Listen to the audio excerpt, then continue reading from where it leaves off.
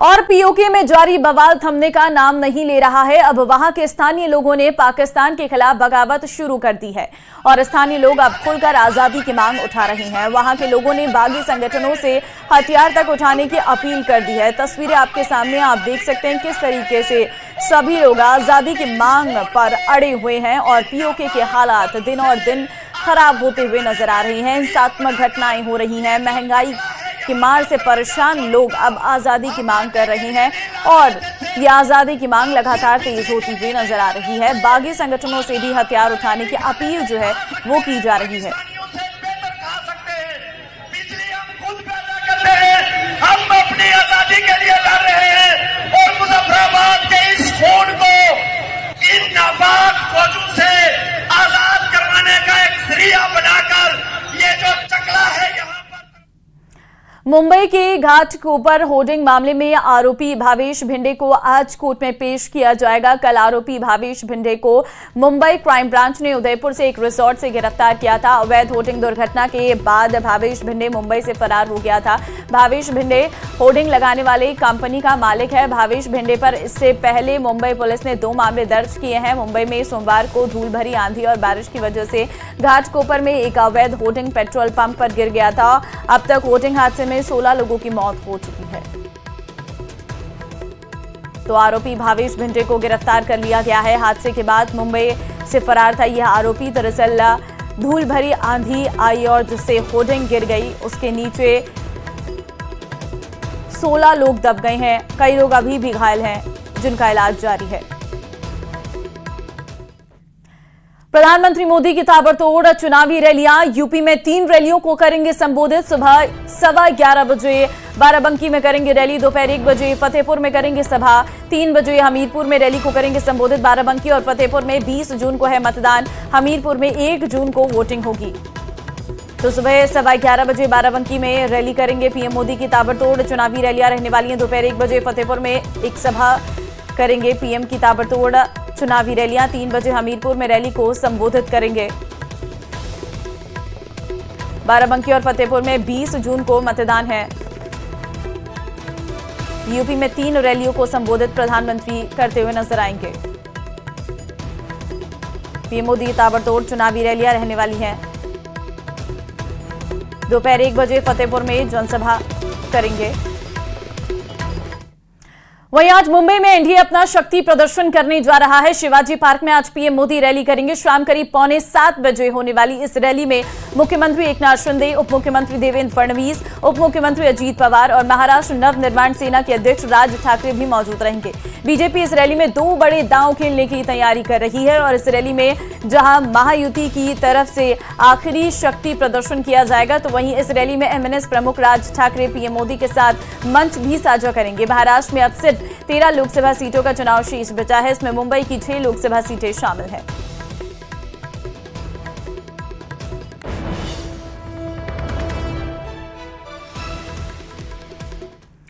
चारधाम यात्रा में मोबाइल के इस्तेमाल पर पूरी तरह से बैन लगा दिया गया है। सभी 4 धामों के 50 मीटर के एरिया में मोबाइल प्रतिबंधित रहेगा और कोई भी मोबाइल फोन का इस्तेमाल नहीं कर पाएगा। व्यवस्थित चारधाम यात्रा को लेकर यह बड़ा फैसला लिया गया है। केदारनाथ धाम में ब्लॉगर्स और रील बनाने वालों की भी भीड़ पहुंच रही है जो सामान्य तीर्थयात्रियों के लिए दिक्कतें कर रहे हैं और इससे लोगों की धार्मिक भावनाओं को भी ठेस पहुंच रही है। लिहाजा मंदिर परिसर में मोबाइल के इस्तेमाल पर बैन लगा दिया गया है और तत्काल प्रभाव से यह फैसला लागू भी हो गया है। चीफ सेक्रेटरी राधा रतूड़ी ने कहा है कि चारधाम यात्रा को लेकर रील, फोटो और वीडियो के जरिए भ्रामक जानकारी फैलाने वाले लोगों के खिलाफ कड़ी कानूनी कार्रवाई की जाएगी। कोई भी मोबाइल का प्रयोग नहीं करेंगे क्योंकि मंदिर के पास मोबाइल प्रयोग करने से भी यात्रा में व्यवधान हो रहा है। ये भी निर्देश बहुत सख्ती से इनका पालन किया जाएगा। सभी पुलिस अधिकारियों को, सभी जिलाधिकारियों को ये निर्देश दे दिए गए हैं। जो लोग रील बना के गलत मैसेज दे रहे हैं उनके विरुद्ध भी कार्रवाई की जाएगी क्योंकि ये भी एक जुर्म है और इसमें भी हम लोग एफआईआर करेंगे। क्योंकि अगर आप यात्रा के लिए जा रहे हैं तो आप श्रद्धा और आस्था से एक मंदिर में जा रहे हैं, वहां पे जाके रील बनाना तो बहुत ही गलत बात है। इरादे नेक हो तो साधन की कमी राह का रोड़ा नहीं बनती है। ये बात इसलिए क्योंकि आज से करीब 23 साल पहले एक छोटे से कमरे से शुरू हुआ अपना घर आश्रम आज मानवता की बढ़ चढ़कर सेवा कर रहा है। देश विदेश में आश्रम के लगभग 55 शाखाएं हैं, जिनके खर्च का इंतजाम हैरान करता है। देखिए ये रिपोर्ट।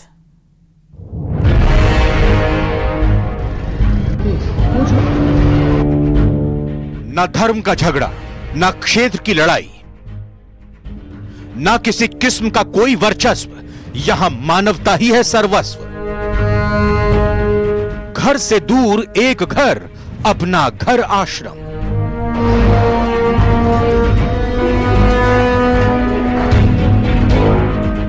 जिन्हें अपनों ने तिरस्कार दिया, उन्हें इस आश्रम ने स्वीकार किया।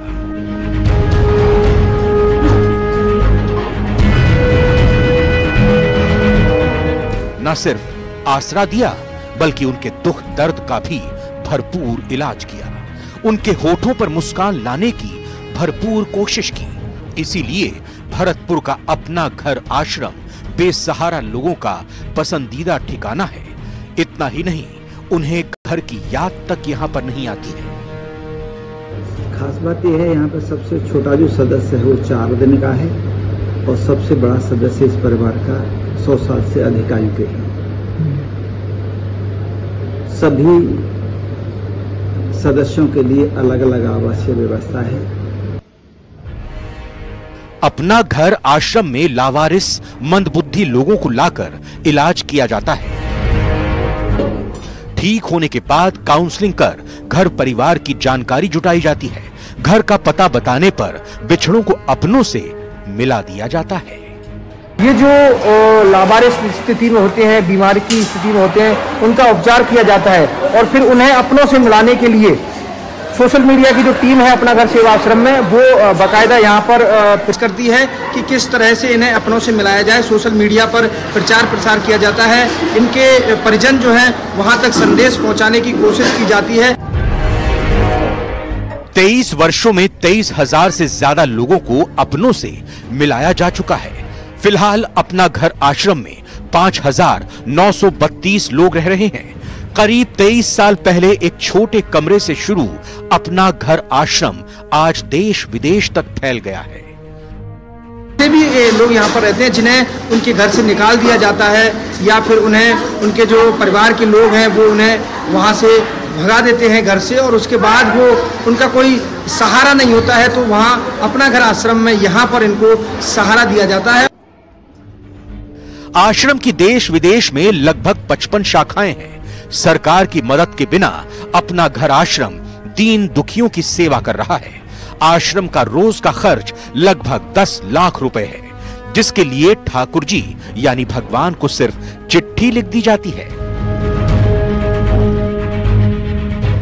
आश्रम के संचालक डॉक्टर BM भारद्वाज बताते हैं कि अभाव की स्थिति में भगवान के नाम चिट्ठी लिखने पर समस्या आश्चर्यजनक तरीके से दूर हो जाती है।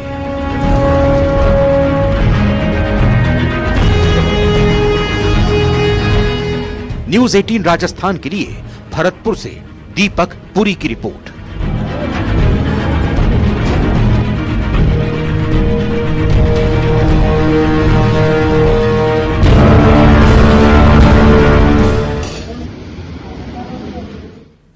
राजस्थान की राजधानी गुलाबी नगरी का परकोटा विश्व विरासत में शुमार है, लेकिन आज हम आपको बताएंगे कि 4 दीवारी के परकोटे के 5 दरवाजे किस हाल में हैं। देखिए रिपोर्ट।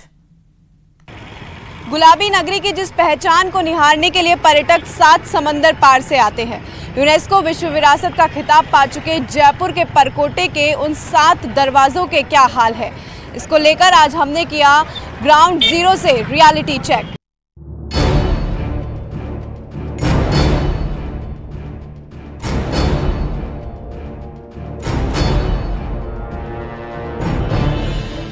एक तस्वीर 1000 शब्दों के बराबर होती है। यकीन नहीं तो दर्द और बदहाली की दास्तान सुनाती इन दीवारों को सुनिए। ये वो दरवाजे हैं जिनसे गुजरने के बाद ही गुलाबी नगरी का दीदार किया जा सकता था। परकोटे में प्रवेश के लिए बनाए गए दरवाजे रियासत काल से लेकर आज तक शहर का सुरक्षा कवच माने जाते हैं। ये बात और है कि जयपुर के ये सुरक्षा कवच आज सुरक्षा करना तो दूर अपने वजूद की लड़ाई लड़ रहे हैं।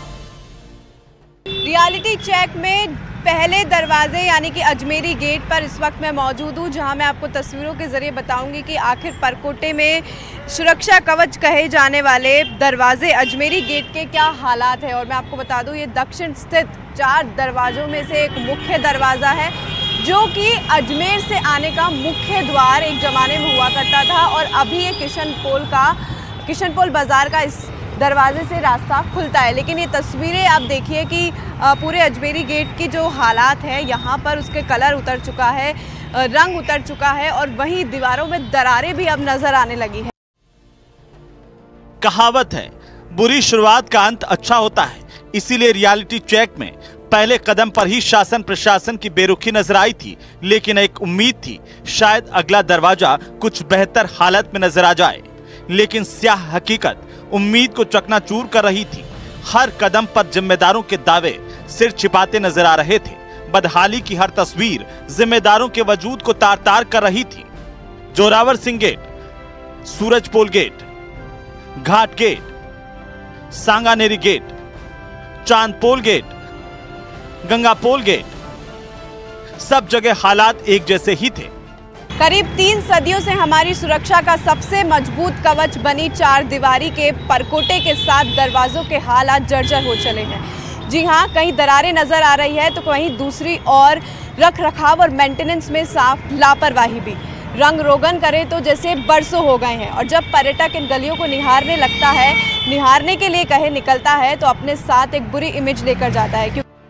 न्यूज़ 18 राजस्थान ने जब हेरिटेज नगर निगम की अतिरिक्त आयुक्त रौनक वैरागी से इस बारे में बात की तो उन्होंने बताया कि मुख्य सचिव की अध्यक्षता में एक कमेटी बनाई गई है। इसके लिए माननीय मुख्य सचिव महोदय की अध्यक्षता में एक कमेटी है। जैसे ही सर से समय मिलता है, काफी समय उसकी बैठक को भी हो गया है, उनकी समझ ये सारी स्थितियां लेकर एक सर्वे यहाँ जारी करेंगे। ये तस्वीरें जयपुर के बाशिंदों के लिए भले ही परेशानी का सबब हों, लेकिन 7 समंदर पार से जयपुर निहारने पहुंचने वाले सैलानियों के लिए बदहाली की ये तस्वीरें किसी धोखे से कम नहीं हैं। सोशल मीडिया पर तस्वीरों के जरिए कुछ और दिखाई देता है, लेकिन जब वो हकीकत में इन हेरिटेज में आकर रूबरू होते हैं तो कुछ और तस्वीरें उनके सामने नजर आती हैं। ऐसे में सवाल बड़े उठते हैं कि आखिर पर्यटन विभाग क्या कर रहा है, क्यों सुध नहीं ले रहा है, सरकार का आखिर इस और ध्यान क्यों नहीं है। उम्मीद है कि न्यूज़ 18 राजस्थान की इस खबर के बाद जिम्मेदार एक्शंस लेंगे और इस और भी अपना ध्यान देंगे। कैमरामैन शेषिंग के साथ महिमा जैन, न्यूज़ 18। एक बड़ी खबर आ रही है महिला आयोग के सामने वैभव कुमार की पेशी। महिला आयोग ने वैभव कुमार को पूछताछ के लिए बुलाया है। स्वाति मालीवाल मामले में एनसीडब्ल्यू ने भेजा था नोटिस। दिल्ली के सीएम अरविंद केजरीवाल के पीए हैं वैभव कुमार। तो बड़ी खबर आपको दे रहे हैं, वैभव कुमार को पूछताछ के लिए बुलाया गया है। महिला आयोग ने बुलाया है। महिला आयोग के सामने वैभव कुमार की पेशी रहेगी। स्वाति मालीवाल मामले में एनसीडब्ल्यू ने ये नोटिस भेजा था। दिल्ली के सीएम अरविंद केजरीवाल के पीए हैं वैभव कुमार, जिनकी हम तस्वीर भी आपको लगातार दिखा रहे हैं। एयरपोर्ट से बाहर आती हुई तस्वीर है जिसमें वैभव कुमार नजर आ रहे हैं।